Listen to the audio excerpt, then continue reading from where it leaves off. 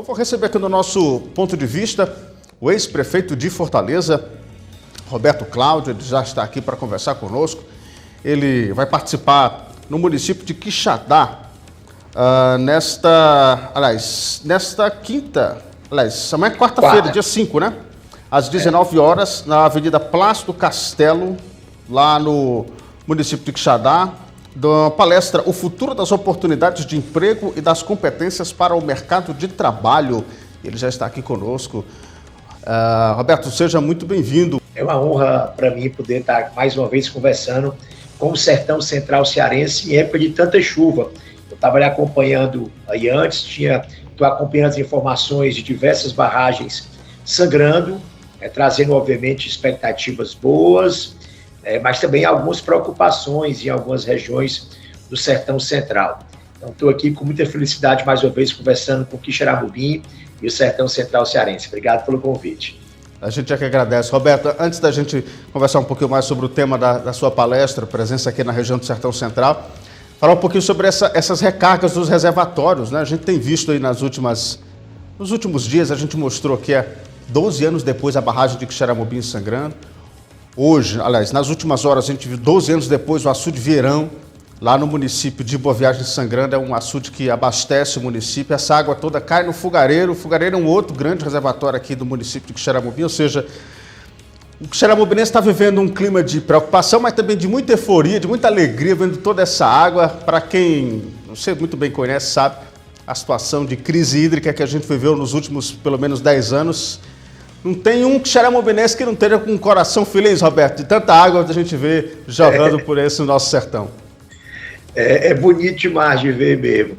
E a gente sabe que o sertão cearense, em virtude não só dessas chuvas serem irregulares e muitas vezes escassas, né, ao longo dos anos, mas também pelo nosso tipo de solo, a gente sabe da importância dessas chuvas, não só para abastecer de água os açudes e, com isso, garantir água para consumo humano, mas fundamentalmente também para a produção. Boa parte hoje da economia do Sertão Central, ela gira em torno do leite, Quixeramobim é um exemplo para o estado do Ceará inteiro, e a gente sabe como essa recarga dos açudes é fundamental para, inclusive, estimular, melhorar a produtividade, tirar mais ganho, mais renda da economia do leite, especificamente do Sertão Central. Do mesmo jeito que estou assistindo e vendo com alegria essas cenas que vocês estão mostrando, também assistimos com preocupação recentemente, alguns fatos que aconteceram nos municípios de Senador Pompeu, Milhã, Irapuã, Pinheiro, e acompanhei inclusive a gravação em tom de solidariedade do prefeito Cirilo, do município de Quixeramobim, como também as ações administrativas desses prefeitos dessas cidades, que arregaçaram as mangas e que foram para as ruas, que foram prestar solidariedade ao seu povo. Então é muito importante a gente também fazer esse registro aqui numa rádio que cobre aí o Sertão Central inteiro, que ao mesmo tempo que tem muitas alegrias e oportunidades, também tiveram algumas emergências que aconteceram ao longo das últimas semanas. Perfeitamente. Roberto, você vem à nossa região, vem ao município de Quixadá para falar do futuro das oportunidades de emprego e das competências para o mercado de trabalho. Tema importante porque a nossa região, a gente precisa muito de oportunidades e há uma sede muito grande por elas, e discutir isso na nossa região sempre é muito importante. Como é que vai ser o desenvolver aí dessa sua palestra, dessa sua conversa com os quixadaenses? Explicar um pouquinho mais sobre a iniciativa, né? Eu depois da última eleição, que eu não saí vitorioso, agora em outubro, eu fui reorganizar também a minha vida, né? Como vocês sabem, eu sou médico, estudei, fiz o mestrado, fiz o doutorado, estudei economia recentemente, estou continuando na militância política no meu partido, mas também estou me dedicando um pedaço da minha vida a algo que move os meus sentimentos, que é uma vocação que eu prezo muito, que é da aula, que é poder debater através de palestras técnicas, debater com a juventude do nosso estado cearense questões do dia a dia. Então será uma palestra em torno do tema da economia, as perspectivas da economia do Brasil e do Ceará desse momento, também trazer um pouco esse debate para a realidade das oportunidades e potenciais do Sertão Central do estado do Ceará e, ao mesmo tempo, entrar um pouco mais no detalhe, que eu tenho me dedicado um pouco a estudar mais agora, sobre a questão do emprego. Né? A gente tem essa grande dimensão que é a tal da economia, né, cheia de termos diferentes, que o povo não entende muito bem, a tal da taxa de juros, a tal do PIB, a tal da inflação, mas tem um outro lado e a repercussão prática dessa economia, que é o emprego, né, que é a ambição e o objeto de desejo de muitos jovens, de muitos adultos hoje que estão desempregados. E nós vamos fazer um debate mais a fundo sobre a realidade do mercado de trabalho também no país hoje e o que eu considero serem habilidades e competências e caminhos importantes para um jovem trilhar hoje para que ele tenha mais chance de ingressar no mercado de trabalho. E, obviamente, que colocarei isso dentro do contexto, como você disse, da realidade do Sertão Central. Enxergo que o Sertão Central mudou muito ao longo dos anos, tem muitas oportunidades abrindo. Quando a gente pensa em emprego, a primeira coisa que vem na cabeça de muitos de nós é a fábrica, e a fábrica cumpre um papel essencial à economia do Brasil e à economia do Ceará e do Sertão Central. Precisamos lutar por mais, mantê-las e ter mais vagas. Mas grande parte dos empregos hoje são gerados por micro e pequenas empresas. É a atividade do comércio, do varejo, do atacado, são os serviços de saúde, as novas universidades, né, a área de educação, a própria administração pública, serviços de beleza, serviços de saúde. É exatamente essa pequena e microempresa que gera hoje no Brasil em torno de 70% das vagas de trabalho. Então é muito importante a gente enxergar essa economia de forma mais ampla, como também entender o potencial que, por exemplo, a agricultura apoiada tecnicamente, com estímulos dados pelo poder público, com parceria de pequenos e grandes produtores, com parcerias com os grandes compradores, pode gerar também de receita para o homem do campo. E como eu disse mais cedo, o Xeramobim é um exemplo disso. Eu visitei pequenas propriedades do Sertão Central e vi a capacidade transformadora que a pecuária do leite pode gerar, já gera e pode gerar ainda mais para o Sertão Central. Temos muitas terras de um valor que não é tão alto no Ceará e também no Sertão Central, que podem servir de ambiente para uma nova geração da economia do Ceará, que é a economia das energias, em especial pela característica do solo e do relevo aí da região, da economia do sol, da economia solar. Não podemos esquecer também que o mundo, hoje quem tem 15, 18, 20 anos sabe disso muito melhor do que eu, que tenho 47, mas é importante que muita gente que está de olho no emprego futuro entenda que a economia das tecnologias, a economia da comunicação, a economia da informação, não é só mais para quem está desenvolvendo alguma coisa de frente para o computador. A enfermeira, o médico, o professor, o empresário, o engenheiro, o auxiliar de administração do amanhã, o advogado, vai precisar dominar essas tecnologias. E a gente ou vai ser engolido por elas, ou se prepara para poder dominá-las e transformar isso em oportunidade de emprego e de trabalho. Então, são essas questões que a gente vai conversar com a juventude, vou falar, mas vou ouvir também, e esse tipo de interação me dá muita animação, e é, como eu disse, uma das vocações. Eu sou filho orgulhoso de um professor universitário, sou neto dos dois lados de professores, sou irmão de educadores e tenho muito prazer de entender que no meu caso, na saúde, por ser médico, mas também na educação, é a minha tarefa de dar algum tipo de contribuição para além da política. E acabo, como eu falei agora, conversando sobre educação, sobre saúde, sobre economia, acabo também falando um pouco sobre política, nem tanto sobre a política estadual, do dia a dia, mas sobre as questões políticas que acabam influenciando o dia a dia da economia, do desenvolvimento e da oportunidade. Perfeitamente. Roberto, você no comecinho explanou um pouco, mas eu queria lhe ouvir. A eleição passou, é vida que segue, e como é que fica os planos e o futuro, a agenda? Como é que você remonta a sua vida depois desse resultado na eleição? Como é que seguem os caminhos de Roberto Cláudio a partir de agora? Cristiano, deixa eu começar manifestando aí minha gratidão, em especial uma região que teve tanto carinho, tanto apreço pela nossa pré-candidatura e candidatura. Né? Nós temos aí prefeitos exemplares no Sertão Central, Cirilo, Maurição, Ricardo Silveira, o Alain, para poder não cometer aqui gafes e omissões, né?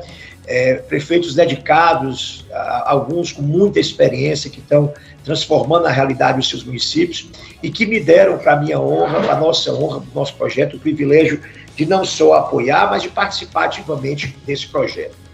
Democracia, eu costumo dizer que é igual à vida, viu, Aristem? Tem que levar a democracia com a mesma leveza que a gente leva a vida. A vida de um homem maduro de 50, ou uma mulher madura de 50 e 60 anos de idade, é feita de vitórias, é feita de conquistas, é feita de decepções, é feita de algumas perdas, é feita de algumas expectativas que não foram atingidas, e é isso que vai dando significado, maturidade, aprendizado à vida de homens e mulheres. E a democracia, essa que é, as eleições em especial, essas é que são rápidas mesmo, porque a cada 4 anos você tem um ciclo. E tudo muda muito rápido, né? E tudo se modifica e se transforma também com a velocidade que nem a expectativa do melhor prognóstico, do mais experiente político consegue prever, né? E eu participei desse processo com leveza, com desejo, com paixão e com compreensão, inclusive, das dificuldades que essa última eleição especificamente apresentaria pelo cenário muito polarizado que o Brasil vivia naquela época. A gente tinha uma divisão que acabou chegando nos 4 cantos do país, de movimentos mais radicais de polo, do lulismo e do bolsonarismo. Grande parte do Brasil não é radical, não é de polo, mas grande parte do Brasil foi instada a se posicionar muito mais votando contra aquilo que receava mais do que mesmo por aquilo que mais queria. E, de alguma maneira, a minha candidatura tinha um outro candidato a presidente, com muito orgulho, que era o nosso conterrâneo Ciro Gomes. Isso aconteceu em muitas regiões do Brasil, em que essa polarização nacional acabou afetando o resultado das eleições estaduais. E a gente precisa entender isso com leveza, desprendimento e, principalmente, entendendo que as democracias são assim. As respostas que são dadas são das circunstâncias daquele momento. Então, dito isso, eu também acho que é muito saudável a gente entender o papel das urnas. No meu caso, especificamente, quando se perde, tem 3 caminhos, né? Um é, vou abandonar a política, se decepciona, se frustra e vai embora, que não é um bom caminho para quem tem vocação e que compreende que tem um papel a cumprir para o Estado. O segundo é aderir, é poder, no caso de outro derrotado como eu fui, né, ir para o lado do governo. E poderia ter acontecido isso, se tivesse 2 turnos, eu tivesse optado por um caminho no segundo turno que fosse vitorioso, certamente ficaria muito mais à vontade. E um terceiro caminho, que é o caminho que eu estou cumprindo, é fazer oposição. E a oposição não é e nem pode ser um papel de ódio, de torcer contra, de só ver defeito, de só falar mal, e o pior, de levar isso ao extremo, de às vezes poder transformar isso em hostilidade pessoal. Eu não tenho essa vocação, eu quero cumprir o papel de uma oposição construtiva, que possa criticar, que possa apontar eventualmente erros de decisão, de julgamento, omissões, e que possa também eventualmente apoiar medidas ou reconhecer acertos, como por exemplo foi um acerto do atual governador ter visitado o Sertão Central, especificamente os municípios que foram mais atingidos foi um ato importante de sensibilidade, de apoio, que precisa ser acompanhado para saber se as medidas vão ser efetivadas. Mas, para dar um exemplo, é preciso que a gente tenha essa maturidade de quem ganhar ter a tarefa de governar e quem perdeu, no meu caso, ter a tarefa de monitorar, de fiscalizar. Eu mesmo tenho orgulho de, nesses 3 meses, ter apontado preocupações, e sempre que posso aponto a preocupação junto já com a sugestão, e de ter tido algumas dessas minhas preocupações confirmadas. E uma outra, inclusive, foi corrigida no meio do caminho. E esse é o papel bom que a oposição faz para as democracias. Não é torcer pelo quanto pior, melhor. É cumprir o papel de fiscalização, de equilíbrio, mas também de crítica construtiva e, sempre que possível, acoplar essa crítica a uma ideia, né, para poder, eventualmente, ser ou não ser utilizada pelo governo. Então, como fazia muitos anos, eu entrei na política, Alexandre, em 2006, candidato a deputado estadual com 31 anos de idade, a época de oposição contra o ex-governador Lúcio Alcântara e apoiando, então, o governador, aí, candidato Cid Gomes. E as circunstâncias quiseram que, ao longo desses 14 anos em que eu tive mandato, eu estivesse no governo porque a gente ganhou eleições. Então, é a primeira vez que eu estou fazendo oposição, estou fazendo com curiosidade, estou estudando, estou tentando não cair em incoerências, estou tentando não reproduzir erros que algumas vezes eu achei que as oposições fizeram comigo, erros do ódio e do extremismo, e estou tentando me pautar com a mesma coerência de valores, de pensamentos e de ideias que me pautaram quando eu era governo.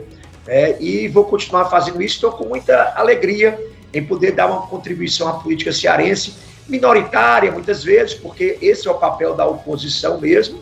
A oposição a oposição, por definição, no mundo inteiro, ela é minoria. É a eleição que vai definir depois se essa oposição continua sendo minoria, vai aumentar de tamanho ou vai ser maioria. Mas, por enquanto, o meu papel é aprender, inclusive, comigo mesmo e crescer pessoalmente, politicamente, exercendo um papel construtivo, respeitoso, de uma oposição que possa ajudar ao cearense e ao estado do Ceará. Perfeitamente. Roberto, a gente o senhor bem já destacou que a política é feita de ciclos, né? A gente acabou de passar por um ciclo, estamos nos aproximando de um próximo, um ciclo municipal. Como é que caminha a figura política do Roberto Cláudio para esse próximo ciclo? O nome do senhor estaria disponível para alguma disputa, seja ela novamente na capital? O senhor já foi prefeito de Fortaleza. Essa é a primeira pergunta. E a segunda, como é que fica a situação do partido do senhor, o PDT? O PDT tem alguns parlamentares na base do governo, inclusive a liderança do governo na Assembleia é de um deputado do PDT, e o senhor dentro do PDT também se posicionando como oposição, e alguns outros parlamentares. Como é que lida com essas divergências dentro do próprio partido?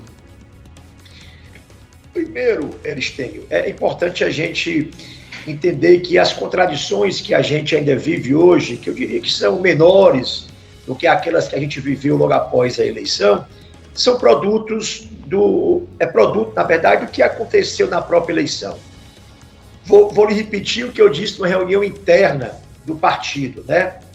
Nada que a paciência, nada do que a verdade, né? E que o tempo não tratem de decantar, né? E decantar não quer dizer resolver, às vezes, do jeito que um ou que outro querem, né?